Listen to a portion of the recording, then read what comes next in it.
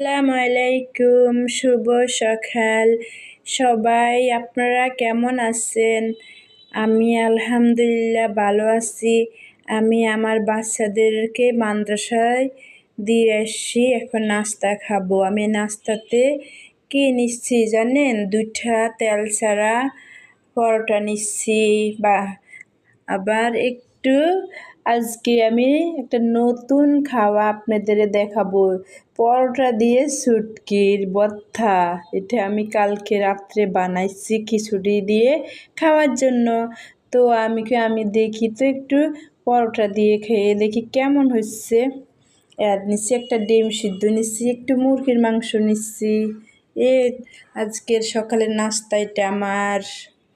এখন আমি খাবো, দেখি কোনটা দিয়ে আগে খাবো, দেখি তো শুটকি দিয়ে খাবো আগে, দেখি। বিসমিল্লাহ। অনেক মজা শুটকি দিয়ে পরোটা। আপনারাও বাসায় একবার খাবেন, শুটকি দিয়ে পরোটা খুবই মজা হয়। অনেক মজা, অনেক দারুণ। সেই স্বাদ। এখন খাবো আমি। অসাধারণ, সেই মজা রে।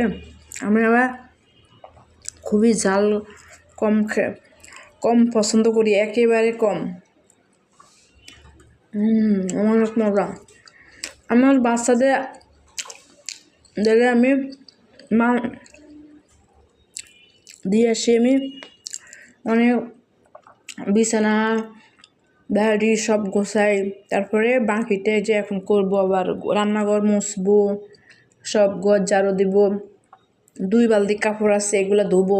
ধুয়ে টুয়ে আমার বাচ্চার জন্য নিয়ে আসবো বাচ্চাদের।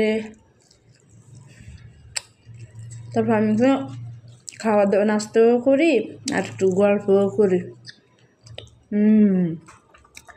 সে মজা। আমার খাওয়া শেষ, অনেক মজা করে খাচ্ছি আলহামদুলিল্লাহ। আজকে আমার বাচ্চাদের টিফিনে আবার পাস্তা দিচ্ছি। সবাই ভালো থাকবেন। আমার নাস্তা খাওয়াটা কেমন হচ্ছে, শুটকি দিয়ে আরও পরোটা, আপনারা একবার খাবেন শুটকি দিয়ে, যে কোনো রুটি হোক পরোটা হোক, খুবই মজা পাবেন। আমার কাছে অনেক মজা লাগছে খেয়ে, আমার তো আবার খাইতে মন চাচ্ছে, আবার খাবো না। এটা আমার জীবনের প্রথম শুটকি দিয়ে পরোটা খাচ্ছি আমি।